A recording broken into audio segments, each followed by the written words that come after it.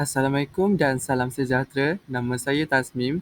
Saya daripada kumpulan 4 dan ahli kumpulan saya terdiri daripada Tivia Shini, Min Juan, Ong Hongzi dan Nurin.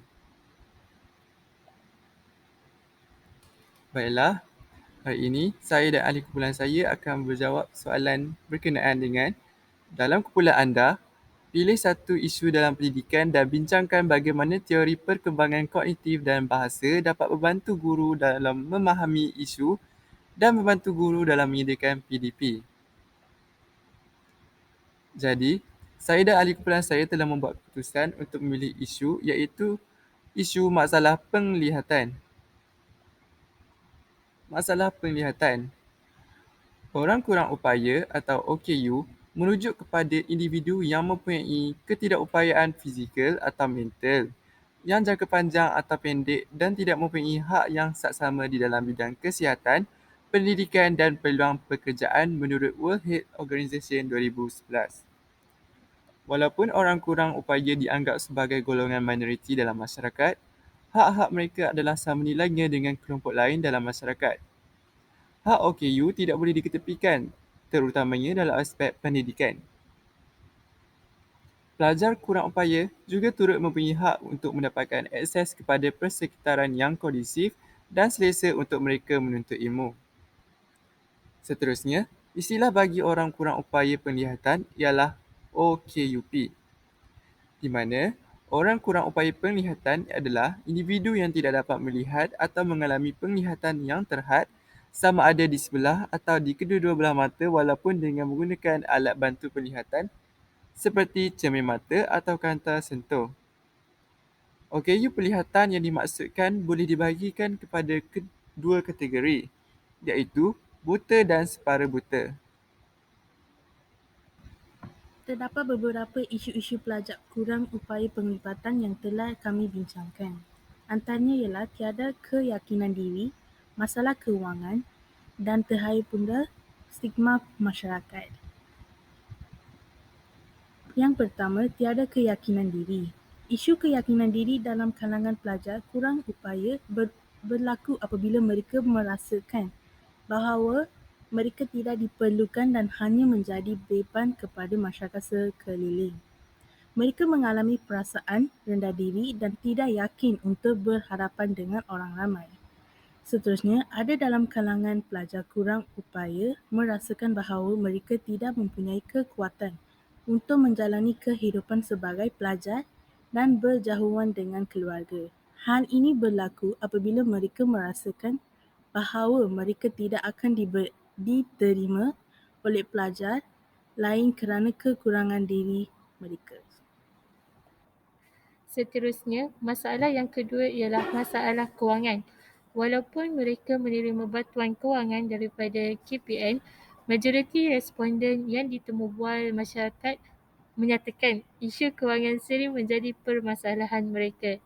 Ada di dalam kalangan responden menyatakan ibu bapa mereka tidak mempunyai wang saku yang cukup untuk menampung kos sara hidup yang semakin hari semakin meningkat di samping penampung kos pendidikan mereka yang tinggi. Seterusnya, stigma masyarakat. Perkara ini berlaku apabila masyarakat tidak mempunyai pengetahuan yang mendalam mengenai hal-hal yang berkaitan dengan orang kelainan upaya. Ada dalam kalangan masyarakat mempercayai bahawa orang kelainan upaya dilabel sebagai individu yang nampak ketidakupayaan secara luaran dan nyata sahaja. Kekurangan maklumat yang sahih mengenai orang kurang upaya menyebabkan pelbagai persepsi dan juga tanggapan yang negatif timbul dalam masyarakat terhadap orang kurang upaya. Oleh itu, masyarakat seharusnya menggunakan pelbagai medium yang ada terutamanya media massa untuk mengetahui hal-hal yang berkaitan dengan orang kurang upaya. Seterusnya, cara guru membantu masalah penglihatan dalam PDP.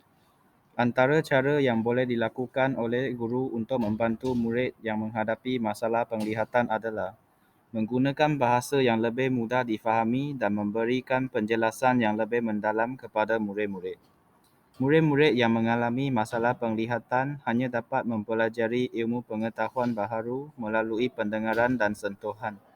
Oleh itu, sebagai seorang guru yang mengetahui konsep perkembangan bahasa, kita haruslah menggunakan kosakata yang lebih mudah difahami semasa memberikan penjelasan kepada murid-murid. Cara yang kedua adalah menyediakan bahan bantu mengajar yang mawujud. Contohnya, guru boleh menyediakan cubeboard kepada murid-murid semasa mengajar mata pelajaran matematik dan murid-murid akan mempunyai gambaran yang lebih jelas tentang ilmu pengetahuan yang dipelajari melalui sentuhan. Bukan itu sahaja, murid-murid juga dapat mengingati ilmu yang dipelajari secara lebih mendalam. Cara yang ketiga adalah mengadakan perbincangan kumpulan di antara murid. Menurut teori perkembangan kognitif Vygotsky, interaksi antara satu sama lain dapat membantu perkembangan kognitif seseorang individu. Murid-murid akan dapat memahami dan mempelajari ilmu pengetahuan baharu melalui perbincangan kumpulan. Seterusnya ialah menggunakan tulisan Braille. Bagi pelajar yang buta, mempelajari Braille merupakan perkara yang wajib. Braille terdiri daripada 6 sel titik timbul yang dinomborkan. Setiap titik ini mewakili simbol dan makna yang berbeza seperti huruf ABC dan nombor 1, 2, 3. Penggunaan huruf Braille ini menggunakan singkatan kod tertentu. Sebagai contoh, orang yang mewakili perkataan orang. Penggunaan singkatan ini juga bertujuan bagi menjimatkan penggunaan kertas Braille dan menipiskan buku. Hal ini demikian kerana tulisan Braille menggunakan rang yang banyak berbanding dengan tulisan tangan maupun tulisan print. Yang akhirnya ialah guru bekerjasama dengan ibu bapa pelajar yang bermasalah penglihatan. Ibu bapa dapat mengetahui terhadap keadaan anak-anaknya di sekolah. Guru boleh memberitahu ibu bapa semua perkara yang dibuat oleh anaknya. Oleh itu, melalui perbincangan tersebut, ibu bapa boleh membantu guru untuk bentukkan anaknya menjadi seorang yang lebih sempurna. Seterusnya ialah contoh bahan bantu mengajar. Yang pertama ialah aplikasi JAWS. JAWS merupakan satu aplikasi yang mengeluarkan suara bagi membantu mereka yang bermasalah penglihatan dalam penggunaan komputer dan telefon bimbit. Penggunaan komputer dan telefon bimbit dengan perisian JAWS ini tiada perbandingan ketara melainkan ada pengeluaran suara yang membaca, menunjuk arah, memberi arahan kepada pengguna. Perisian JAWS ini menyokong pengguna Windows, Vista dan lain-lain. Bagi pengguna Apple, aplikasi ini tidak perlu dimuat turun kerana terus tersedia di dalam komputer atau telefonnya. Penggunaan JAWS ini membantu mereka yang mempunyai masalah penglihatan ini untuk membaca dan melakukan aktiviti-aktiviti lain tanpa ada sekatan dan kekurangan lain. Yang kedua ialah bahan mawjud. Contohnya, kalau guru mengajar bahan seperti bola, guru boleh berikan bola yang benar bagi semua pelajar sentuh. Melalui sentuhan, mereka akan dapat mengenali bagaimana bentuk bola itu. Yang akhirnya ialah buku Braille. Braille ialah sejenis sistem tulisan sentuh yang digunakan oleh orang buta. Sistem ini dicipta oleh seorang Perancis yang bernama Louis Braille yang buta disebabkan kemalangan semasa kecil. Dari segi teori perkembangan bahasa, pada peringkat pra-operasi iaitu 2 hingga 7 tahun, guru boleh mengajar cara guna tulisan Braille kerana peringkat ini motor kanak-kanak adalah harus dan baru nak berkembang, jadi guru boleh ajar mereka supaya mereka dapat selesa dengan tulisan Braille.